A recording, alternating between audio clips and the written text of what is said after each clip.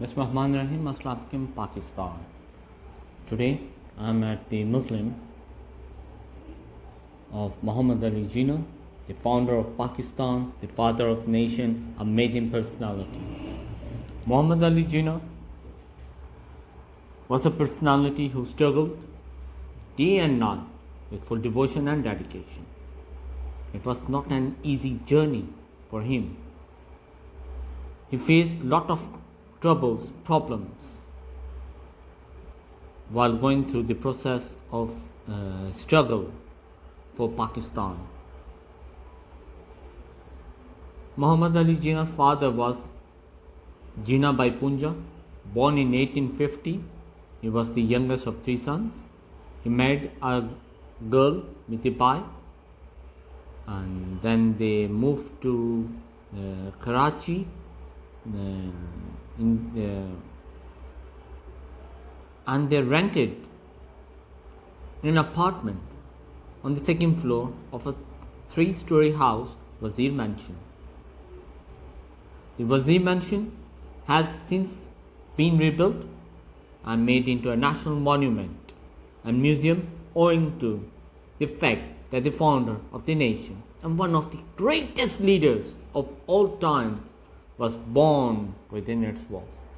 Muhammad Ali Jinnah was born on 25th December 1876.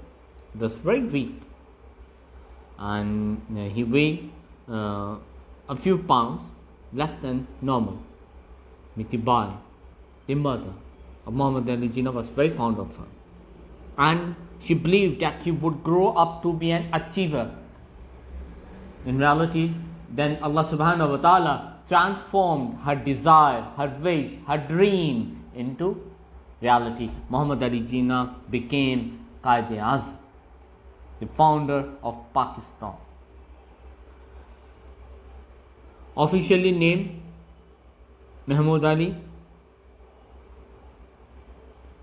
Jinnah Bhai, his father enrolled him in a school when he was 6, the Sindh Madrasatul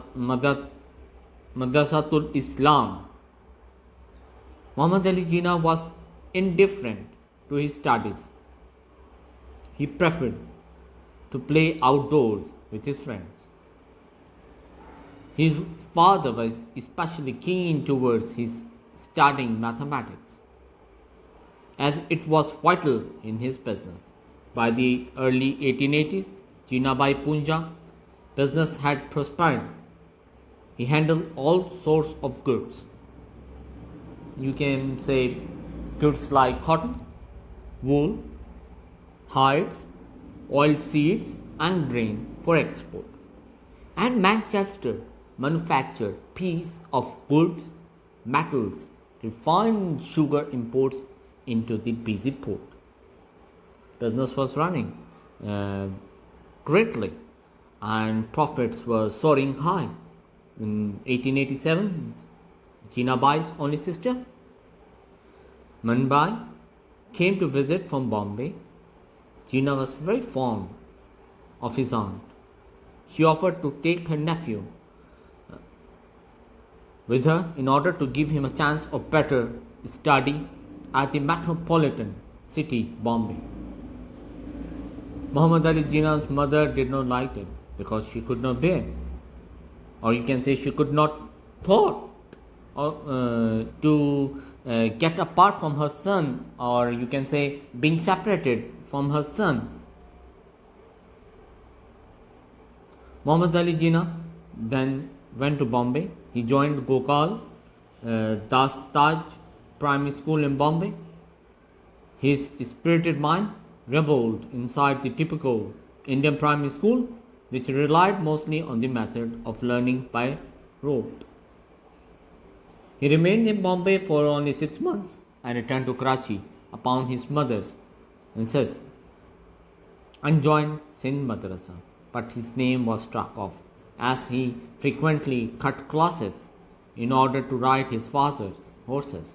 He was fascinated by the horses. He also enjoyed reading poetry at his own leisure. As a child, Muhammad Ali Jinnah was never intimidated by the authority and was not easy to control. He then joined the Christian Mission High School, where his parents thought his restless mind could be focused. Karachi proved more prosperous for young Jinnah than Bombay had been. His father's business had prospered so much by this time that he had his own stables. Jinnah, by Punjab's firm, was closely associated with the leading British managing agency in Karachi, Douglas Grant and Company. Sir Frederick Croft, the general manager of the company, had a great influence over young Jinnah, which possibly lasted his entire life. Muhammad Ali Jinnah looked up to the handsome, well-dressed, and a successful man. Said,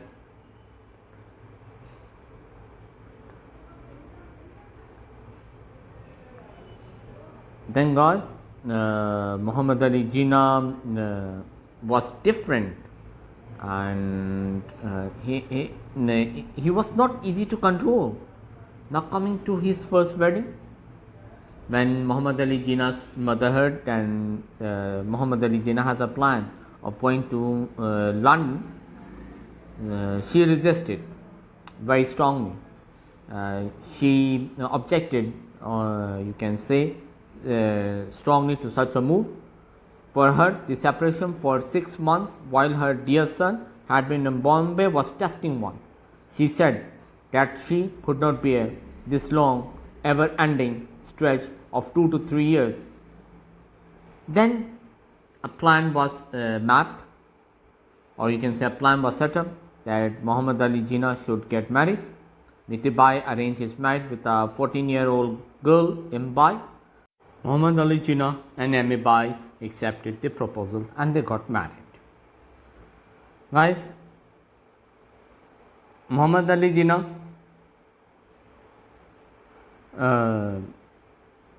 was a personality who had a quality of convincing people. And after marriage, his father wanted to return back because his business was suffering. But the father-in-law insisted, no, the boy should stay for a month, for 1.5 months. So Muhammad Ali Jinnah spoke to his father-in-law in a privacy, and he said that it was necessary for his father to return immediately along with his family. He gave the option of either sending the young bride back with him or sending her later when he would go to England for the time of 2 to 3 years. Muhammad Ali Jinnah's persuasive power, coupled with extreme politeness, was evident even at that age. Bai's father consented to send his daughter, and the wedding party returned to Karachi. Muhammad Ali Jinnah studied in Christian Mission School until the end of October in order to improve his English before his voyage that was planned by November 1892. Though some argued that he sailed in January 1893, he was not to see his young bride ever again, as she died after he sailed from India. Inna lillahi wa inna ilayhi raji'un. Now coming to his second wife, he fell in love with the daughter of Sir Dinshaw, who was Parsi, and he had a daughter Rati, and she was very much inspired and convinced by Jinnah's quality of head and heart. She started taking interest in Jinnah. Her interest converted into love during the summer vacation to Darjeeling in April 1916. When Sir Dinshaw came to know about their love affair, he forbade Rati ever to see Jinnah again. Then he sought legal remedies to prevent the marriage, The couple silently, passionately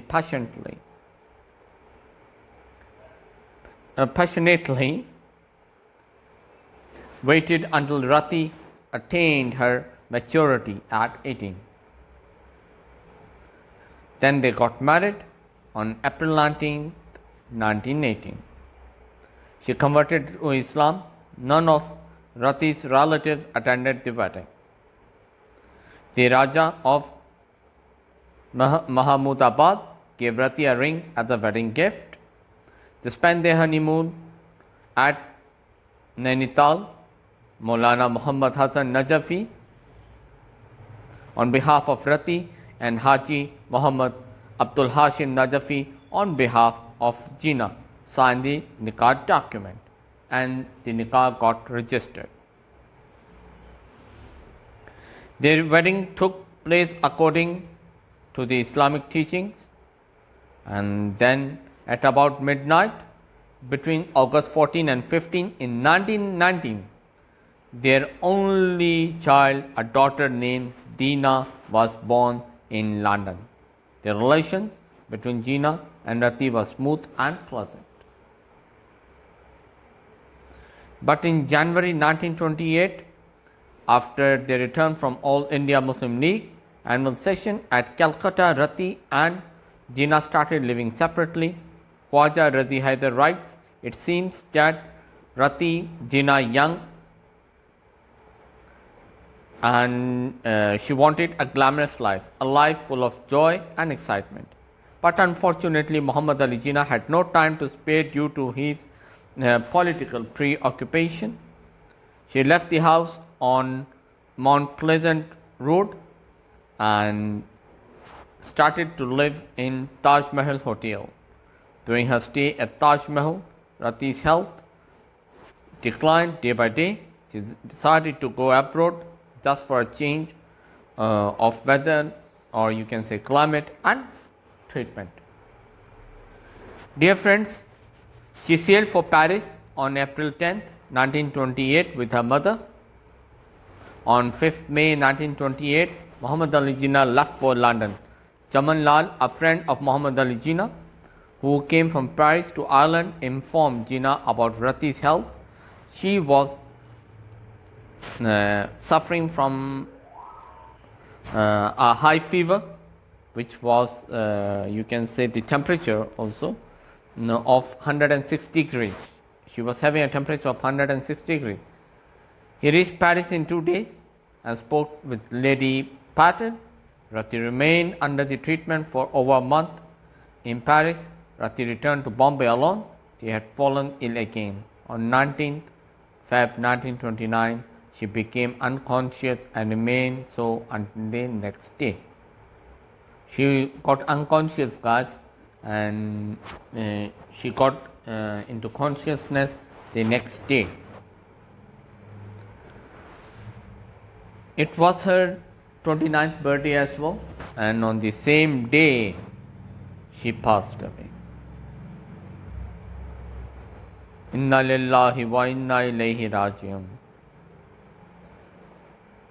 Kanji Nawadraath Khwaja Razi Haider writes, when Rati's body was being lowered down the grave, Muhammad Ali Jinnah was not able to control his emotions and wept like a child. Now coming to Muhammad Ali Jinnah's struggle for Pakistan, guys, the struggle is huge, so I can't talk about each and everything. For that I will be creating a separate vlog, or you can go to my V channel where you can find the struggle of Muhammad Ali Jinnah. I did in 3 episodes. Over here I'm just going to talk in very brief. Partition Plan. By the close of 1946, the communal rights had flared up to murderous heights, engulfing almost the entire subcontinent.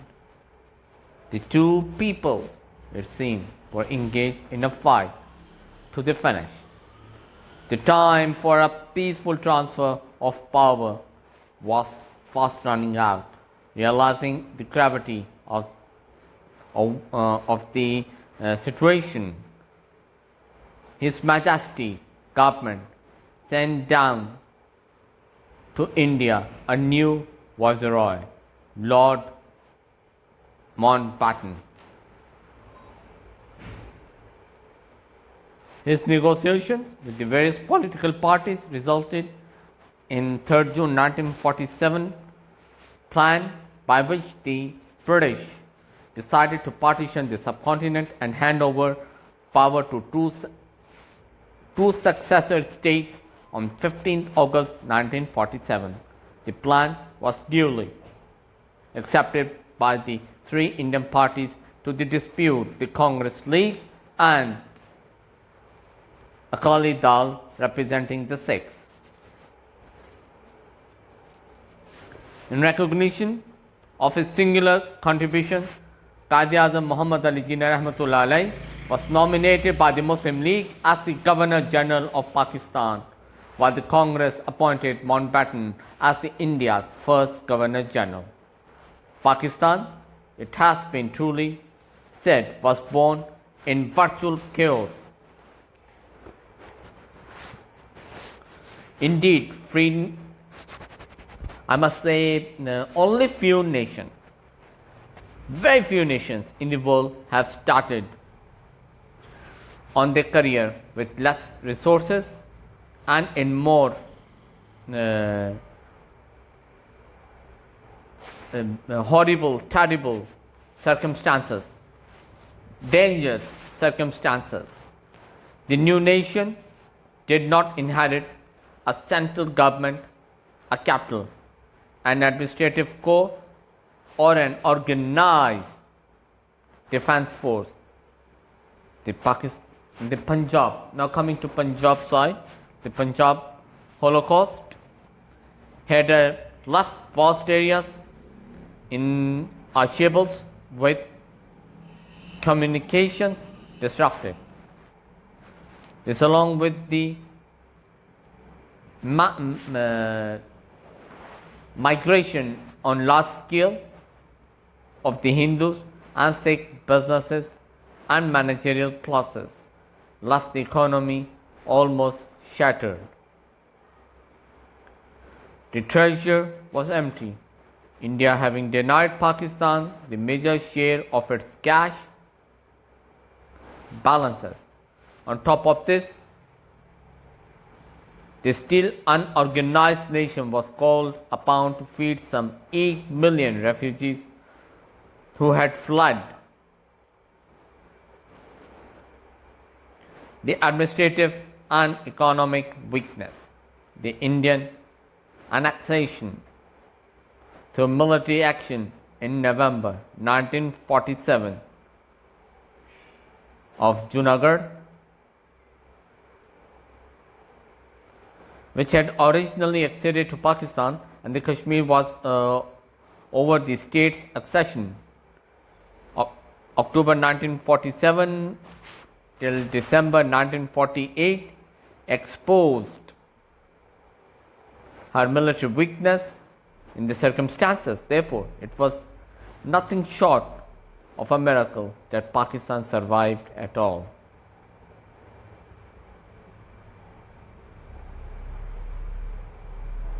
In the ultimate analysis, or you can say that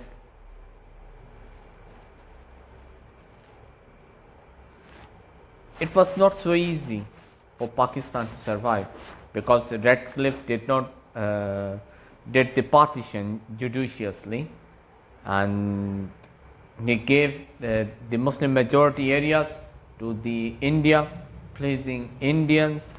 Then Indians captured Kashmir. There was a lot of troubles. It was not so easy for Pakistan, because it was a new country and the nation was new, and due to lack of funds, many troubles were faced by Muhammad Ali Jinnah. He worked day and night for the people, and in order to help them, he even gave a visit to West Pakistan, and he tried his level best for the Pakistan, and He reversed the British policy in the NWFP and ordered the withdrawal of the troops from the tribal territory of Waziristan, thereby making the Pathans, I must say, the Pathans feel themselves an integral part of Pakistan's body politics. He created a new Ministry of States and Frontier Regions and assumed responsibility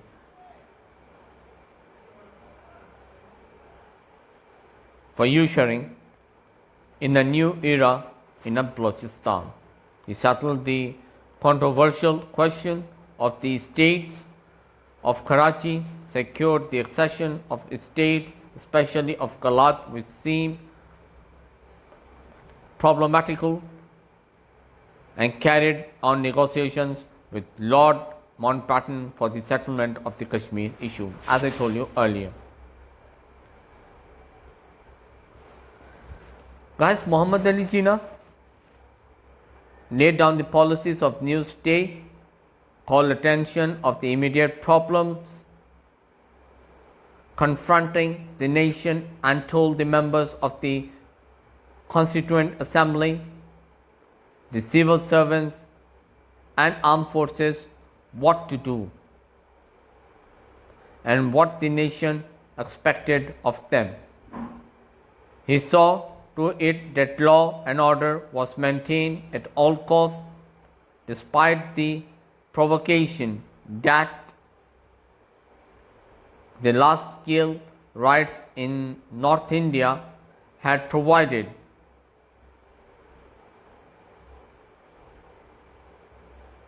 He moved from Karachi to Lahore for a while and supervised the immediate refugee problem in the Punjab. In a time of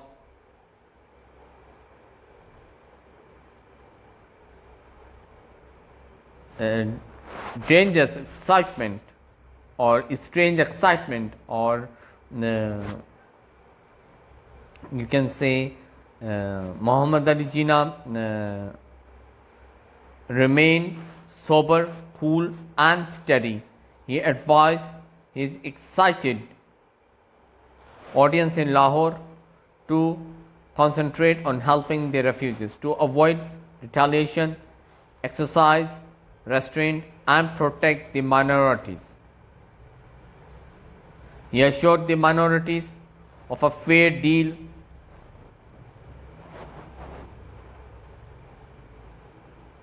and he tried to give them hope and comfort. He toured the various provinces, attended to their main, or you can say core problems, and instilled in the people a sense of belonging. Again, I repeat, he reversed the British policy in the NWFP and ordered the withdrawal of troops from the tribal territory of Waziristan. This is why, guys, this is why today also Muhammad Ali Jinnah is loved by the Pathans. Muhammad Ali Jinnah's last message, it was therefore with a sense of supreme satisfaction at the fulfillment of his mission that Muhammad Ali Jinnah told the nation in his last message on 14th August 1948, the foundations of your state have been laid, and it is now for you to build and build as quickly as you can. In accomplishing the task he had taken upon himself on the morrow of Pakistan's birth, Muhammad Ali Jinnah had worked himself to death, but he had to quote Richard Simmons, contributed more than any other man to Pakistan's survival. Muhammad Ali Jinnah passed away on 11 September 1948. Inna lillahi wa inna ilayhi raji'un. core responsibility to work with full dedication, devotion, honesty for Pakistan. It's our responsibility to implement the principles of Quran and Sunnah in this country. Muhammad Ali Jinnah principles all derived from Quran and Sunnah. He emphasized and he used to say, Musalman ghabraya nahi karta. A Muslim does not get panic. A Muslim does not panic, you can say. Then why are we suffering today? We are suffering today, I will answer you. We are suffering because we are not following the Quran and Sunnah. We are not working honestly. We are not united. If we want to be successful, we need to get united. We need to stand as one nation. No Punjabi, no Sindhi, no Mahajir, no Balochi, no Pathan. We are Pakistani under one flag. We are united. We are united, and we must not allow few politicians, corrupt politicians, to get us apart. Imran Khan is now following the footsteps of Muhammad Ali Jinnah. Imran Khan raised his voice against those who used to insult our Prophet Muhammad sallallahu alaihi wasallam. He said, La ilaha illallah. When anyone reads La ilaha illallah, then he or she does not need to crawl. La ilaha illallah give you wings. You can raise yourself up high in the sky. Oh Pakistan, oh my people, try to understand. Try to get united. Try to follow the instructions of Quran and Sunnah. Try to protect the minorities. Try to work with full honesty, devotion and dedication for Pakistan. May Allah bless Pakistan. May Allah bless Qaeda Muhammad Ali Jinnah and his sister Muhtarma Fatma Jinnah with Jannah. Ameen. Before going, I would like to say one thing. Pakistan, Zindabad, Qaeda-e-Azam, Paindabad. And let me read dua for Muhammad Ali Jinnah and his sister. Bismillahirrahmanirrahim. Sallallahu ala Muhammad sallallahu alaihi wasallam. May Allah bless Muhammad Ali Jinnah and Fatma Jinnah with highest rank in Jannah. Ameen. Allahumma ameen. Bismillahirrahmanirrahim. Qul huwallahu ahad Allahu samad lam yalid wa lam yulad wa lam yakul lahu kufuwan ahad. Take care, guys. Allah Hafiz. Goodbye. Pakistan Zindabad. Qaeda-e-Azam Paindabad. Allahu Akbar. May Allah bless Pakistan. Ameen. Allahumma ameen.